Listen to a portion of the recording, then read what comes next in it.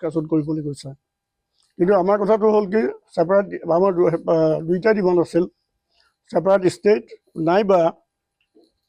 UT যদি ইউটিও দিয়ে নহয় জানো তেতিয়া উইল একচেপ্ট দিছ সেইটো ডিছকাশ্যনত যেতিয়া আমি ডিছকাছ কৰোঁ ডিছকাশ্যনত এইটো ওলাইছে যে ইউনিয়ন টেৰিটৰী যদি তেওঁলোকে যদি গভমেণ্টৰ ফালৰ পৰা দিবলৈ বিচাৰে তেতিয়াহ'লেও আমি কৈছোঁ যে আমাৰ ফালৰ পৰা আমি উইল একচেপ্ট দিছ গতিকে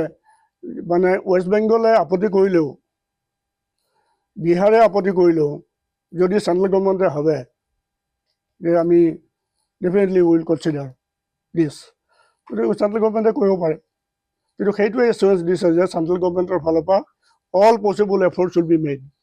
যাতে তেওঁলোকক ষ্টেট নাইবা যদি পচিবল নহয় তেতিয়া ইউটি দিবৰ কাৰণে that decision should be taken in the January meeting, January last.